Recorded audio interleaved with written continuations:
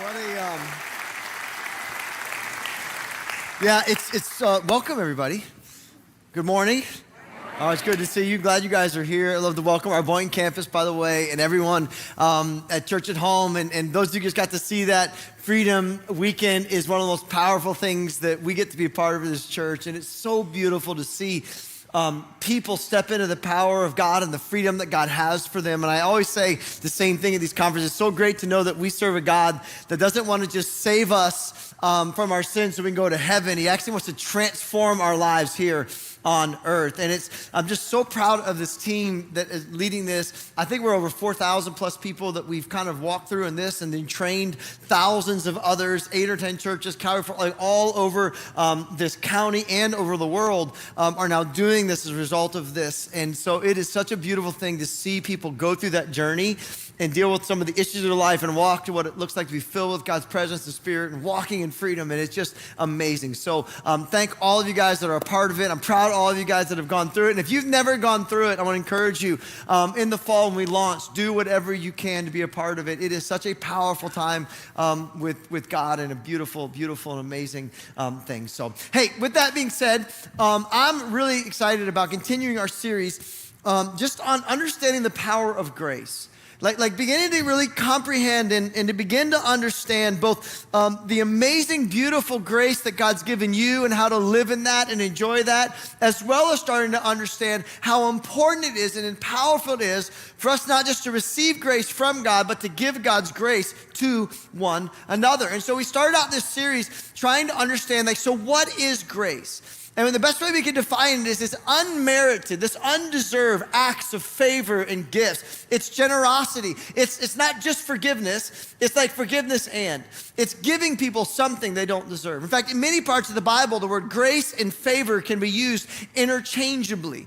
And what's so amazing about grace, this idea of just giving someone something they don't deserve. And Jesus tells the story of the prodigal son, and grace is best defined where the son goes to his father and he wastes all of this money and lives his life in a horrible way, but he repents, and when he comes home, what's waiting for him is not judgment, it's not fairness, it's not even forgiveness. No, it's grace. His father throws him a party, kills the fatted calf, puts a ring on his finger, welcomes him, dances and celebrates, as if God's saying, this is the divine grace of God. This is what God feels about you, even when you mess up. He wants to bless you even though you deserve it. He wants to pour his favor on you even when you fully don't, once again, live the way that we should live. And it's amazing and beautiful. In fact, what we learned in week 1 is it's the foundation of our entire relationship with God, that it is by grace that you have been saved. We access it through faith, but the foundation of it is actually this grace, this goodness, this pouring out and lavishing things to people that don't fully deserve it. But then last week what we did is we kind of switched gears a little bit. And we went, okay, one thing is for us to learn to walk and receive and enjoy God's grace. To be able to put ourselves in the story as the prodigal son. And no matter how much we've messed up, when we come back to God, what awaits us is not judgment and criticism and anger. It's a party, it's celebration, it's lavishing his love and favor on our lives.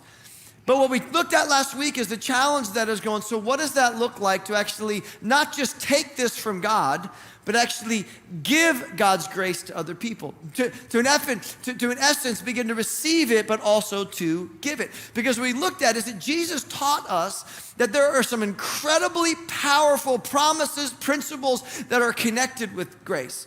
That what we're told in the Bible, all throughout it, by the way, you'll see this in multiple verses, is that it is so important for you to give grace because the same measure you use out to other people actually will return back to you. In other words, why is it so important for you to really not just, receive grace, but give grace? Because in the Bible, Jesus tells us there is a direct correlation between how much grace you give other people who don't deserve it to how much grace God pours upon you. In fact, we look at some very challenging verses that Jesus talks about. And when I say challenging, as we read these things, there's kind of some uncomfort in them. There's some questions that go along, like, I don't understand this. How do I apply this? Maybe you felt that last week. But look at what Jesus says. He says, do not judge others, and you will not be judged. Remember last week, the word judge means, it's the word krino. We get our word critic from it. And he goes, I just want to tell you how this principle, this law works. It's really simple. That if you don't not critical to other people will be critical to you. That the same measure you give out is what comes back to you. Do not condemn or define people, right? Because if you do that, guess what? Or it will come back to you. See the principle that you're seeing? It's over and over again that there's this connection and correlation between what you give out and what you return. He goes, forgive others, this is Jesus speaking, and you will be forgiven.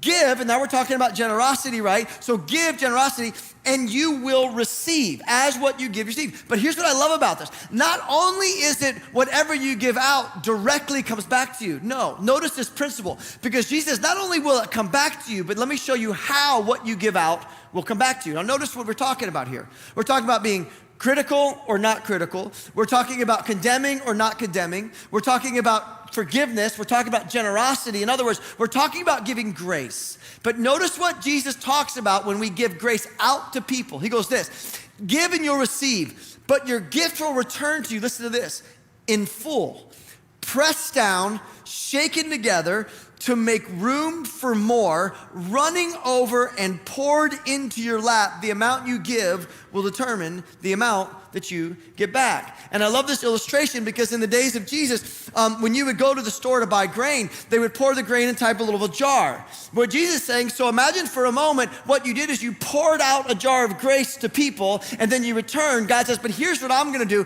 Not only am I gonna fill that jar back up, but then once I fill it up, you can press it down, right? You can crunch it to get more room, shake it around, make sure there's no air. And then what I'm doing is I'm actually gonna be more grace on you, fill it up even more, not just to the top, what you poured out, but it's gonna overflow into your lap. In other words, what Jesus says is you need to understand something about you giving grace to other people. It's not that an equal amount returns to you, it's that an exponential amount returns to you. And so what you gave out is actually returned to you, but not just returned to you, it's gonna be shaken, pressed down, and poured over in your lap. And what do you see Jesus saying here? Guys, you need to give grace to people because I just want you to understand the principle, the law, the way that this works is really simple, is that whatever you're giving out in connection is going to come back to you. You see the same thing again. Jesus doesn't just say this once. For if you forgive other people when they sin against you, your heavenly Father will also forgive you. And then Jesus says something that's really challenging. But if you don't forgive others their sins, your Father will not forgive your sins. In other words, I just want you to understand the way the spiritual law works. That when you don't give grace to other people, then it's not coming back to you. And if you will do it, it will. I want to teach you why it's so important to do what you don't want to do. Because we love to receive grace from God, but we don't like to give grace out to other people. Why? Because they don't deserve it. And they hurt me. And I want justice and fairness. And he goes, I just want you to understand the cost of living like that. In fact, then he says a third thing, do not judge or you will not be judged. For in the same way, are you seeing a theme here that Jesus is teaching you about giving grace and forgiveness to others? For in the same way you judge others, you will be judged. And with the measure you use, are you generous with it? Listen, that it will be measured to you. See, I like to call this the law of grace or ungrace. And what it simply means is this. What is the law? Well, a natural law is the law of gravity, that every time you drop something, it falls to the ground. I believe what Jesus is saying, and I call it a law because if Jesus speaks that, I actually believe what he says. And what he said over and over again is, hey, let me help you understand how this works. Whatever measure of grace or ungrace, which just means fairness or justice, right? Whatever measure of grace you give out, it will return to you. But it's not just gonna return to you the same, it will return to you exponentially. Have you ever stopped to think, who are the only group of people in all of the Bible that Jesus did not show grace to? There's only one. He showed grace to prostitutes and thieves and liars. He showed grace to people that had demons in them. He showed grace to people with all kinds of bad past. Who's the only group of people he did not show grace to? The Pharisees. And who was the only group of people in the Bible that showed no grace to other people? The Pharisees. In other words, he called them sons of hell. Mothers, you might want to close your kids' earmuffs real quick, right? He called them sons of hell. He called them whitewashed tombs. He called them a brood of vipers, all right? You see what I'm saying? Why? And then he tells them, hey, you heap all these laws on people, but you don't do it. You can't do it, but you heap these burdens. You keep judging people. And so listen to this. This is the law of grace and ungrace. You have lived your life being ungraceful to others, so you're not going to receive grace from me. And it's the only people on planet Earth you look at Jesus not give grace to are the people that did not give grace. And what you discover when you read these scriptures over and over again is there is Jesus like screaming out to you, let me teach you how this world works. Let me teach you this spiritual law that as you begin to pour out grace and the person has hurt you, when you're in that opportunity, I want you to know the grace that you give out, the forgiveness you get, there's a direct connection to the favor or the grace of God that is poured into your life. Now, here's the problem with all of this, is that all of this creates an incredible, I like to call this the tension of grace. Because the tension of grace is, okay, that sounds great, but how do I do that practically? Right? Like I don't understand. So Jesus forgave me on the cross, but then he just said that if I don't forgive other people that hurt me, then he won't forgive me. I thought, I don't understand. And you know what I say? I know.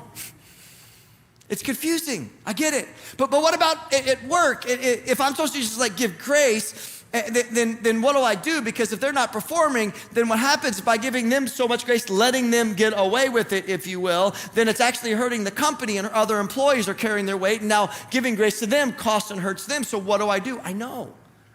Like it's hard, isn't it? In fact, by the way, the Bible doesn't say that we don't have consequences. The Bible doesn't say that there's things in the Bible where God actually gives church discipline. Hey, warn a divisive person once. The second time you throw them out. Like there is moments in the Bible where God will actually give, but for whatever reason we're called, hey, the story of the prodigal son, that's grace. You go ahead and pour that to others and God will bring it back to you. And there's this tension.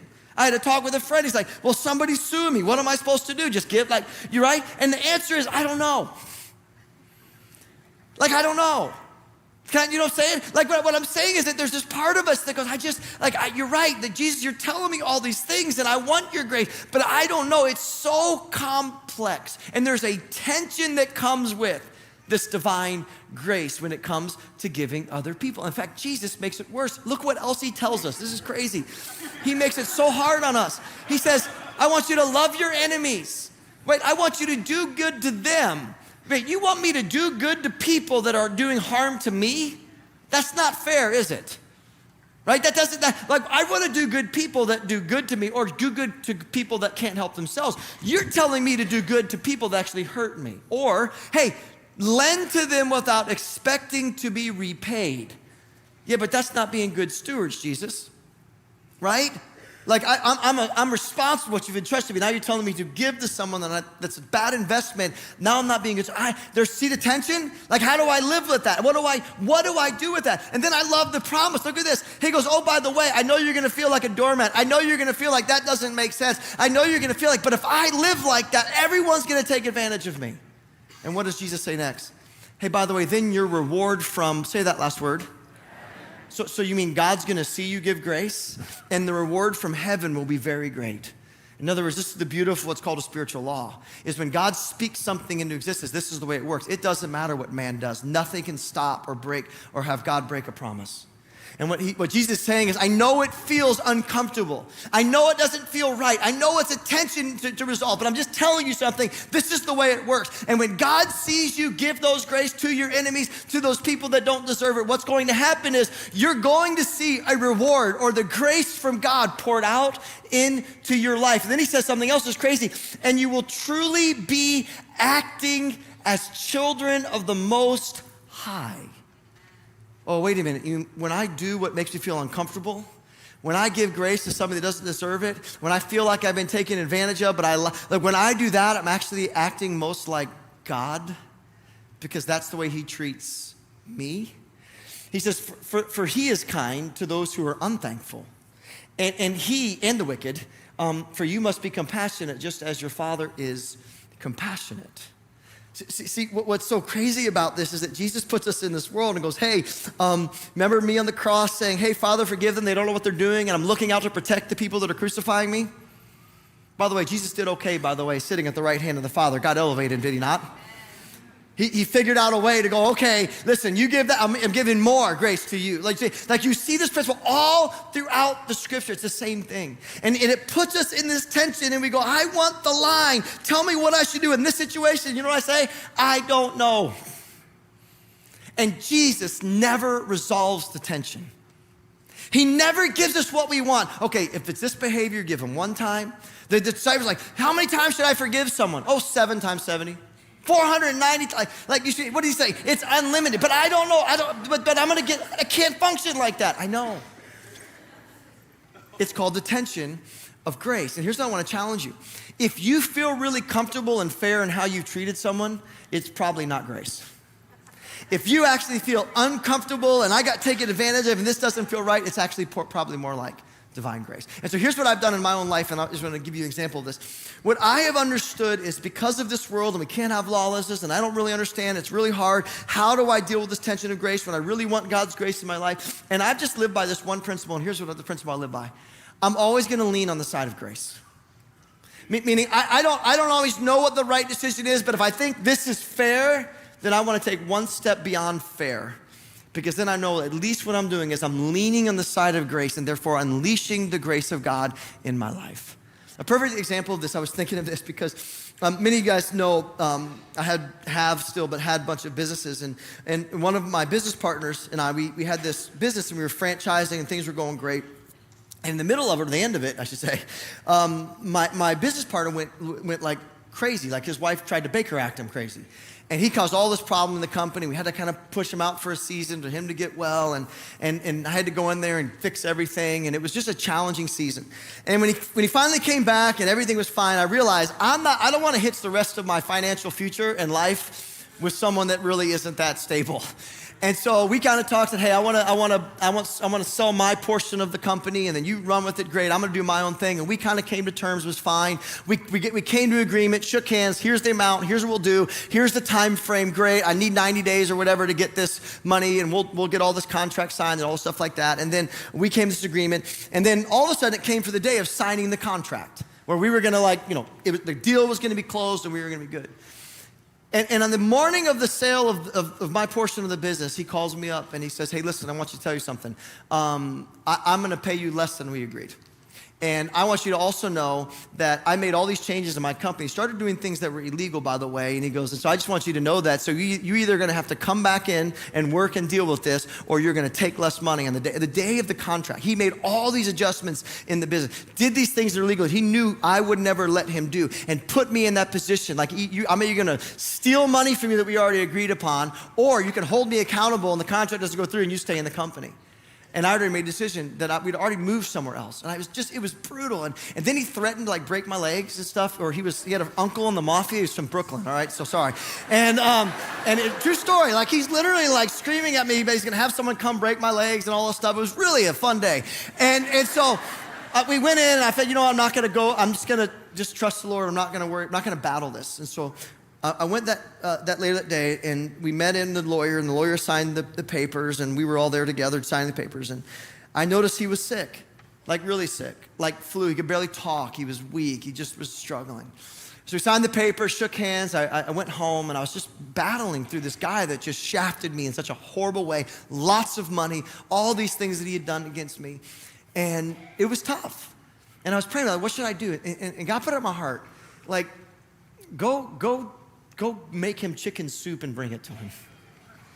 Now, I don't cook. So I called my mom and I said, Mom, you make great noodle soup. Would you make some chicken noodle soup and deliver it to my former, if you will, partner who's sick? And of course she did, and she delivers this guy who just messed me over, and he delivered him this chicken soup. What is this? Grace. Hey, Scott found out you were sick and he wanted to just do this for you. And can I tell you, a couple hours later, it was amazing because I get this phone call from him, and he's stuttering. Like he's so uncomfortable by grace, he doesn't know what to do with it.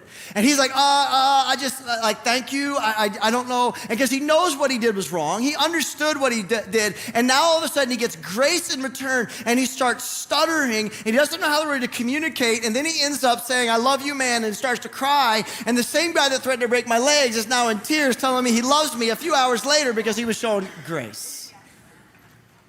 But I'll never forget it because I think it was maybe a year later, or maybe it was a couple years later, and we were driving, and I pulled up to a stoplight, and he pulls up next to me. And he pulls up next to me in his brand new 7 Series BMW, which I helped pay for. And he is on the way to his penthouse in South Beach overlooking the ocean, which I helped pay for. And I'm driving a used Mustang, right? Because I'm building something else, and he made out a lot better than I did. I'm driving this used Mustang, and I remember him pulling up with all this stuff and all the whatever, and I remember him just, waving, and everything was fine. Like he was actually very nice, and we ended up having a fine relationship. And, but I remember in that moment sitting in the car going, yeah, I'm not sure if this whole law of grace thing works. Right? Because what he did to me, what I found out he did to people for his whole life in business, just so you know. Like this, I found out later, this is a long history of how he treats people with ungrace. And here he is in a penthouse in South Beach, a home up here, driving this car. And here I am who gave the grace, and it felt like, man, God, does this work? And I'll never forget this because it was a few years later, I get a call from someone. And someone says, hey, I wanted to call you because do you know your former partner? Yeah, he just passed away. He has a stroke, died. And I was like, man, how's his wife? And he said, no, his wife left him years ago. And he went bankrupt. He lost all of his companies. Everything was gone. And he died alone in an apartment, losing everything that he had. Now, do I think that's because, I'm not saying God did that to punish him for what he did. I'm not saying that. But what I'm saying is he lived a life of ungrace. And at the end of his life, he received ungrace. And then I remember that moment because when they called me in that moment, I wasn't happy about it. I wasn't angry. I really wasn't. It was the sense of this reminder. I remembered back to that moment pulling up next to the stoplight.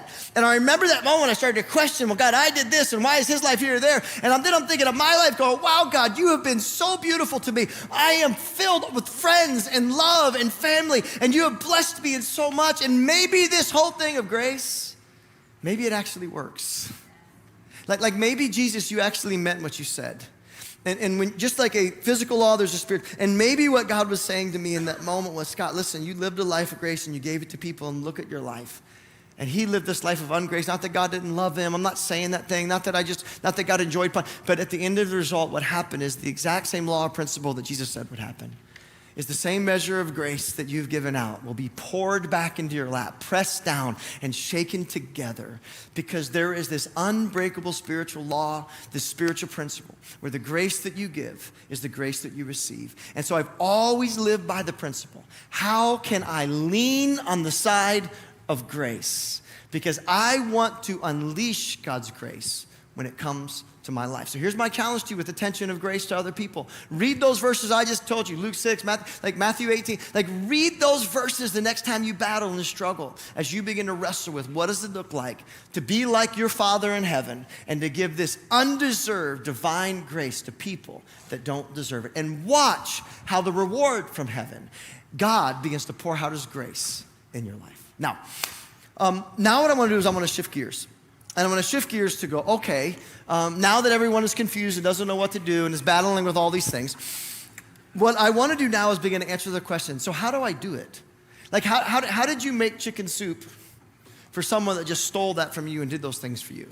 So how do I give grace to a spouse who doesn't deserve it? How do I do it? Like, I want to do it because I want God's grace, but here's the question. How do I deal with this anger and the hurt, and I feel this, and they were wrong, and how do I begin to overpower my emotions with God's Spirit, actually give divine grace? So I want to give you two things that I do that when I feel hurt, when I feel like someone's done something to me, there are two things that I always do that help me give them grace. By the way, the first one has to do with what's called self-awareness. And here's the first thing that I do, and I want to challenge you. When you're sitting there and you're mad and you're upset, I don't want to give grace. Remember what's at stake. Whatever you give comes back. And here's a tool I want to give you. It's a practical help for you to do it. Here's the first one.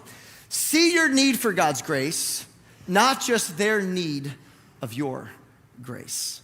One more time. You need to see your need for grace, not just their need for your grace. And here's why I say this. Because what you discover in human beings, Jesus talked about with the speck and the plank, is that we have a natural tendency to minimize our issues and maximize others. It's a natural blind spot. We struggle with self-awareness. In the psychology world, they actually call it illusory superiority, or just it's the illusion of superiority. And what happens is that people have this natural tendency in an argument or a relationship to feel that they are right. Have you ever noticed, by the way, when you have a conversation with someone, a disagreement, that they're sitting there defending their cause even though you know they're wrong and they just can't see it, right? We know that. It's part of our human nature. It's why Jesus told the story. Hey, you're looking at specks, but you're ignoring planks, because it's part of us. And they did all kinds of studies to prove that most people in the world struggle with this illusion of superiority, where they just feel like they're performing better than they really are. They feel like compared to someone else, because their sin might be different, that they're doing better than other people. And we love to find people that we're better than and compare. It's just part of our nature. They did a study nationally. How many people think they're better than average drivers? So it should be 50% if it was accurate. 80-something% of people go, I'm better than average drivers. Which means what? They're not. It's impossible statistically. They did a study in this class that was really cool to watch this. They had all these students, and they had all their grades and all their IQs. They had everything dialed in. And they asked people to rank themselves. 96% of the students overestimated where they stood in the class. 96%. Then they grabbed their group of people and all these social experiences, they were studying this, and they told them all of these stories. And they know that based upon studies, somewhere around 90% of people feel like they're maybe, they're blind to their own issues, and they kind of have this illusion of superiority in some other areas of their lives. And they asked this group of people, okay, we're gonna teach you on it, we're gonna show you how human nature works, and then we're gonna ask you the question, do you feel like you suffer from it? 85% of people go, no, not me.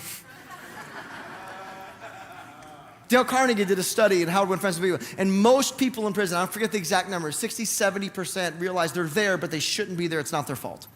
That there's something in us, why this is so important, there's something in us that we have a tendency, listen to this, to see other people's need for our grace, but not truly understand how much we need grace from God and others. It's just natural in our nature. In fact, Jesus deals, here's why it's so important, because when you don't see your need for grace, when you begin to have the false view and not as self-aware of what's really going on, it is harder for you to give grace to someone that you feel you're superior to. And let me show you this and prove it to you. Look at this example. I want you to see this between Jesus and a woman of sinful nature, as the Bible calls her, a sinful life, and a Pharisee. And listen to what happens. I want to read this to you.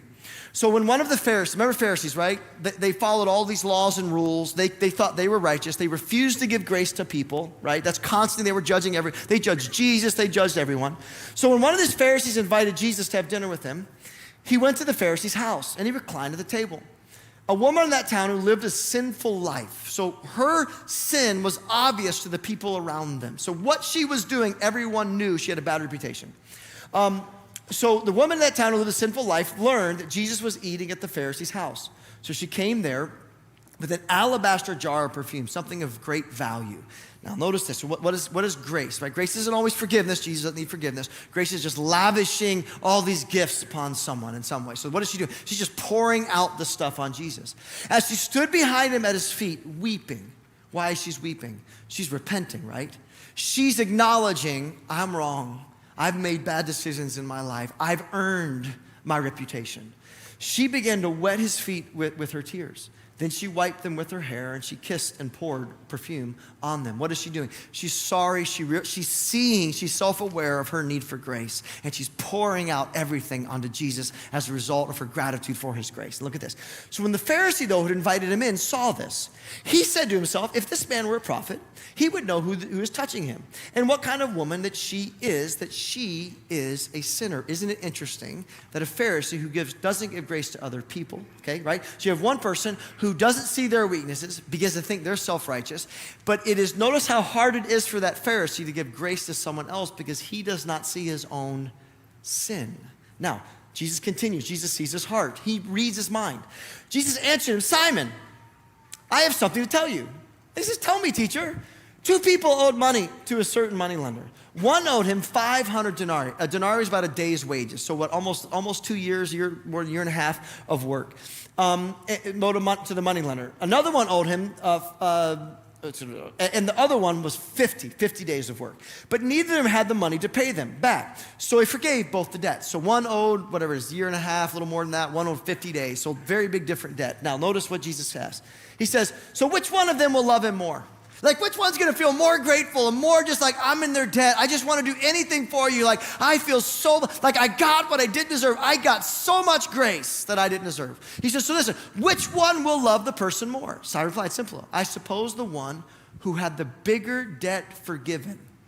You have judged correctly, Jesus said. So he goes, hey, the more you can see your need of grace, right? The more grace that begins to overflow, the more love that you have, the more gratitude. It changes you when you see your need for grace. Now notice what Jesus says. Look at this. He said, then he turned to the woman and said, Simon, do you see this woman?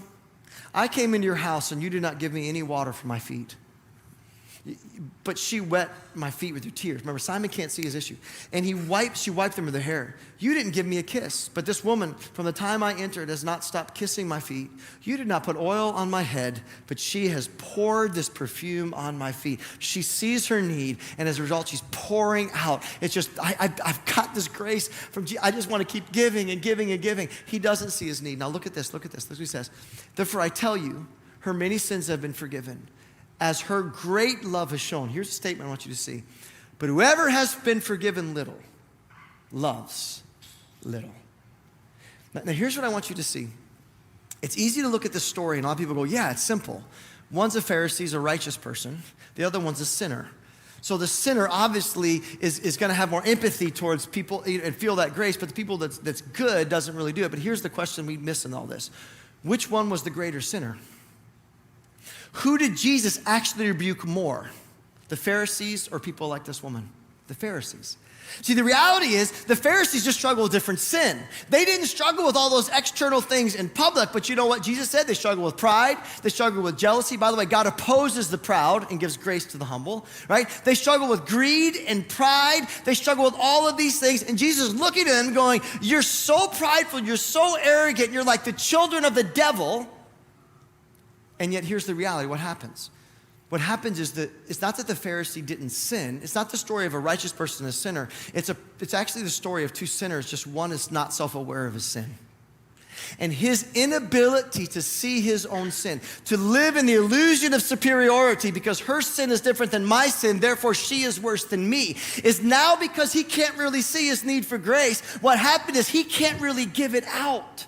But because she has been forgiven much, because she's received that, she loves much, because he feels like he's been forgiven little, he doesn't really understand it. He actually doesn't have that capacity of grace. You see, what's so important if you want to forgive people, guys, if you want to give them grace, you're going to have to see your need of it, not just their need of it from you. And what I find myself doing is in those moments is I feel hurt, I feel wounded, I feel justified, someone's done something to me.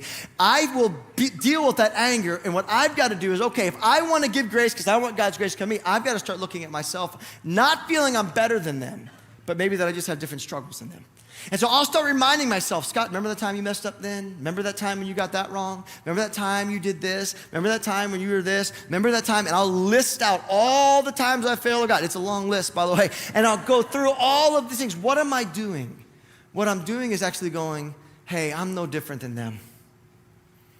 And I sin differently, but I'm still a sinner in need of God's grace. And because therefore I'm a sinner in need of God's grace and so happy to have God's grace, I also want to be the one that gives that same grace out to others. Listen, the more you are able to be self-aware of your own issues and junk, the more you stop looking at the specks in other eyes and you see the plank in your own, the easier it will be when you get hurt and wounded not to hold on to that anger and hold on to that unforgiveness. And it's easier to give them grace because you realize, hey, they're no different than me. Not what they did wasn't wrong. Not that it wasn't something you can overcome, but I'm not going to be so. I'm going to give them this grace because I realize what a sinner I am. God, you have been so good to me. You've given me so many things that I don't deserve. You've given me 1,000 chances that I've got it wrong. And I love what your grace has done in me. And so therefore, I realize they are simply me with a different sin. And so God, the same grace that you've given me, I want to give them because I want to unleash the power of grace in your life. Amen? And so the first step I want to challenge you, next time you're mad at your spouse, you're mad at your kids, you're mad at your boss, you're mad at whatever, is begin to remember something. Okay, wait a minute. How many times have I messed up and got grace? Okay, so I want to give that to them. Now here's the second one I want you to see that I use, and it's important as this. The first is see your need for God's grace, not just their need of your grace. Here's the second one. See the pain they have experienced, not just the pain they have caused. And this is a very big one for me. I would like to call this empathy. Like if you could put these in categories, how do you give grace? One of it is self-awareness and the other one is empathy. See, when someone wounds me, it is so easy to only see that one act of pain they have caused me. And therefore, it's so easy to define them by that, is it not? Because that's what hurts. That's what they've done to you. And what takes place in our lives is that because if we don't have empathy for them, we start to actually dehumanize them. We actually start to define them by that pain or that act. They're an angry person. They're a jealous person. They're the one they're an adulterer. They're a thief. And we start to judge them and define them by this moment because all we see is the pain they caused. But we don't actually have the empathy in the heart to go, do you know why they did that? Like, in other words, do you know what they've walked through? And we're not talking about justifying their sin. Be clear here. We're talking about, because what you find is when you can find empathy for someone, it's easier to forgive them. But when you don't have empathy for them, it's actually hard to. Do you know that I think actually this is what helps Jesus give us so much grace? Is because Jesus knows what it's like to be you and me. Like just don't take more for that. I want you to look at this verse and I want you to see this because you'll see this word empathy and grace connected. And I want you to see it. In others, just read it. Okay, here we go. Ready? It's just, we don't have a high priest, that's Jesus, right? Who is unable to, say that word out loud with me. What does it mean? Put yourself in your shoes. See what you've walked through.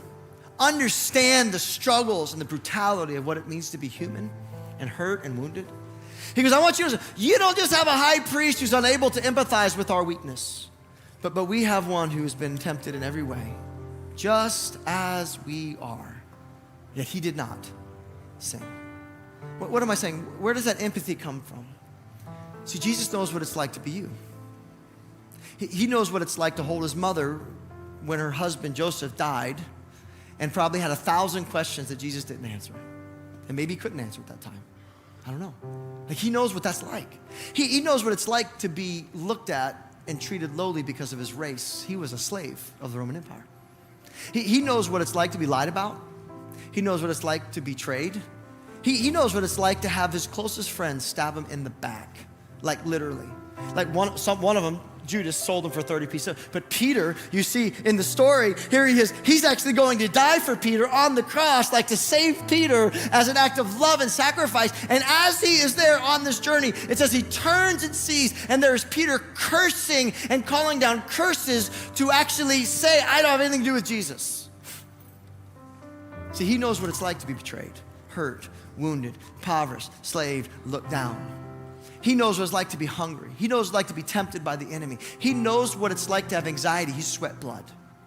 And I love this because I love this example because you says, hey guys, I want you to understand something. That something happened with Jesus in the experience that he had from this throne room of heaven where there's glory around him and angels are falling at their feet in fear and awe and wonder, to being born in a stable as a slave and people hurting him and wounding him and subjecting him, what it's like to be a human. And he says, let me tell you what happened with Jesus. He actually empathizes. Why? Because he's been you. But notice the connection between empathy and grace. Look at the next verse. For let us then approach God's throne of, what's that word? Of grace. That's why Jesus is our advocate. With confidence, so that we may receive what? Judgment? Justice? No, mercy. Why?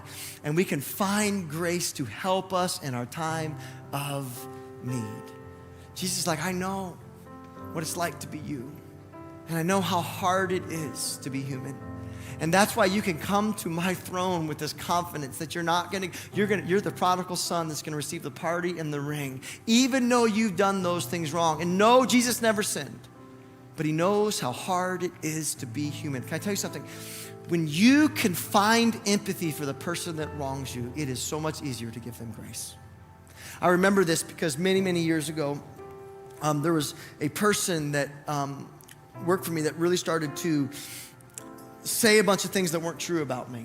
In fact, they started to gather people around, and he would take truths and twist them and manipulate, and he was trying to gather people to create this division, and people follow him versus me.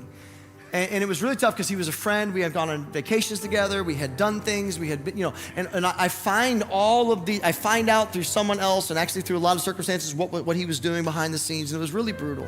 Like it was really, he actually went to friends and started sowing all these things to the point that this friend wrote me a pretty not happy email, like taking this person's side, even though he didn't know the whole truth. And it was really, really brutal. And ultimately it ended up to this, like the breaking of that relationship. And it caused so much pain, so much hurt. And I remember in the moment, it was probably one of the only people that I can remember in my life that I struggled to forgive. The only one. Like it was the one person that I went, man, God, smite him. You know, it's like, come on, like I'll give up a little of the grace if you take him out. I'll take that. And, oh, thanks for the judgment. Great, guys, I love it. I love to see this message working for you. But it was really neat because one of my board members actually spoke into my life and challenged me on it. He saw my heart became angry. He saw I was bitter. And he goes, I want you to pray about just for, and he challenged me, and I was so grateful he did. And we actually were good friendships. We fought back and forth on the phone, and you don't understand. And he goes, just pray about it. I was like, all right, I will. Prayed all night. I remember punching the mattress, going like, God, this isn't fair. I don't want to do this. See, it's not easy. Like, I know I'm telling you, I'm saying it's not easy.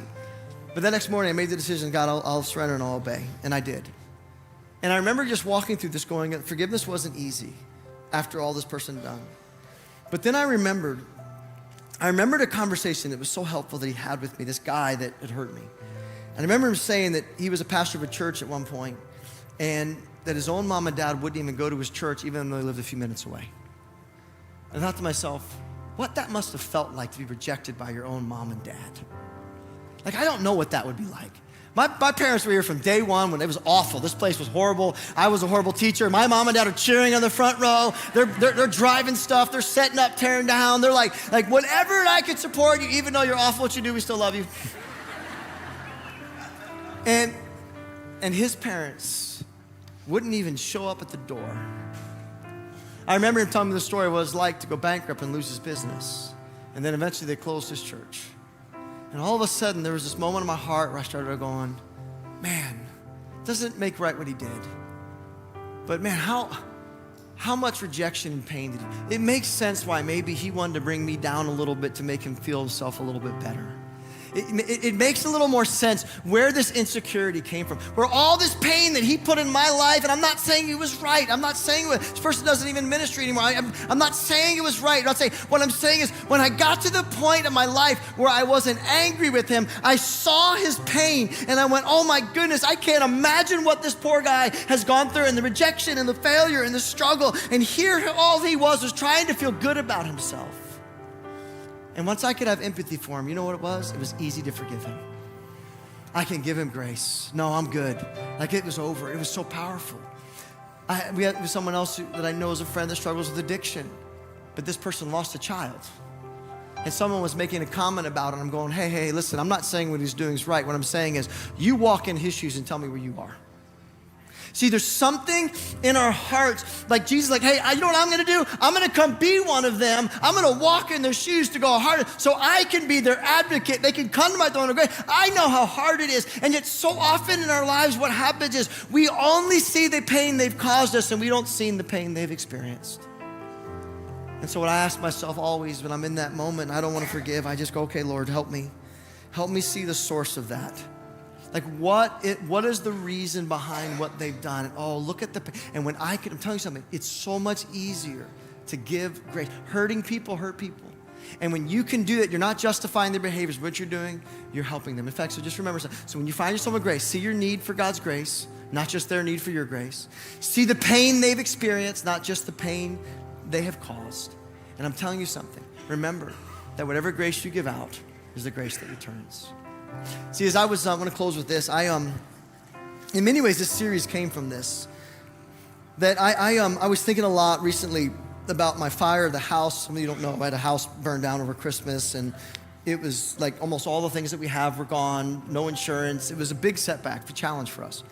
And I remember because in the beginning of it, there was this part of me, the fighter came out. And the fighter was like, the enemy's not gonna win. We're gonna go build God's kingdom, submit to God, resist the devil, and he will flee. So I'm gonna fight back. I'm gonna go all in, and I'm gonna make the devil pay for coming after me and my family and, well, stuff, all that, right? And it was really great, and God helped me through that. It was amazing. But then there was a season coming up in the last month or two where what it began to remind me of is I was in a season during that season where, man, I felt helpless. Like I could handle life, and all of a sudden it was like life was too big for me. And I remember what it was like just feeling overwhelmed and feeling like I need help from people. And by the way, everybody was so amazing to me, and I was surrounded by so many people that have helped me through, and now we're doing great. Life is good. We're about to start building the new house, and we're so excited about it. But I remember that season of just going, wow, it was the season that life got so hard, but yet I was filled with support. And by the way, it's just a house, and in a year we'll forget all about it. And during this time in the prayer, it was like this switch from this, like, I'm gonna fight to build the kingdom, make the devil pay, to all of a sudden, God knocked my heart and we're like, Scott, like, do you know how many people are walking through things just like you did, but far worse? And they don't have the support that you have. And it was this reminder in my heart of how much pain is in this building right now. And at Boynton and at Line. And the divorce, the marriage is falling apart, and the kid that's run away from the Lord, and the business you poured your life into that didn't work out, and the health battle that isn't getting the result, the anxiety that you can't deal with and you're wrestling with, the parents that weren't there for you as a child, or the anger you dealt with, or the abuse that you incurred, and here you are in your life. And I think what God put in my heart is, God, Scott, there's so many people that are hurting and going through so much around us. And what happens is we so often forget to see the pain people have walked through, and all we see is the pain they caused. And I feel like what will help us so much is if we could learn to understand the hurt, the pain. We're not justifying their behaviors as sin. We're just saying, you know what, we're gonna give them grace, because you don't always know what that person that hurt you has actually walked through. So here's my challenge to you. Lean on the side of grace. Take the tension that you can't really resolve, and I don't have all the answers for you, and I'm sure you're gonna give me 1,000 examples, and I'm gonna say, I don't know. All I ask you to do is this. See your need for His grace, not just their need of your grace. See the pain they've experienced, not just the pain they've caused, and understand this principle, this spiritual law in the Bible. Whatever measure you choose to give to them, it's gonna come back to you. So I pray we lean on the side of grace, and we pour out so much grace to others that it unleashes God's grace and favor on your life. Dear Heavenly Father, I thank you so much for your grace, and I thank you so much for the promise. God, I pray that in all of the hurt and the pain that we deal with and all the struggles, I just pray, Lord, that we lean on the side of grace, that we can love our enemies, that we can be kind to people that don't deserve it, that we can be generous beyond what people deserve. May we be like you and begin to distribute your divine grace to others. And God, may you fulfill your promise, and may you then shake down your grace, pour it over our lap, and may it overflow into their lives. In Jesus' name we pray. Amen. Amen. Amen. How incredible was that message, church? We're so glad that you tuned in. And I love what Pastor Scott says. Like, we carry the shame and guilt that we don't give ourselves the grace that God has given us. And maybe that spoke to you today. We want to hear how that message spoke to you. We want to hear how you were challenged by that message. And I would challenge you to go ahead, drop it in the chat right now, and just start a conversation about what God spoke to you through that message, and how He spoke to you, and how you're going to apply that to your life this week. Because it's not about just coming in here today, sitting and just taking it in and then moving on, but actually living out what God is doing in our lives. And go ahead, and if this message spoke to you, and maybe God dropped someone in your spirit to share it with, go ahead and share this message with someone who you feel this would bless. And lastly, if you would, go ahead and just go in the chat and then drop your prayer request. You'll see a QR code that pops up on the screen right now. Go ahead and put in that prayer request, and we want to pray with you and for you. We do this together as a church every week. Do not be conformed, but be transformed. Well, church, we'll see you next week. God bless. Have a good week. Goodbye.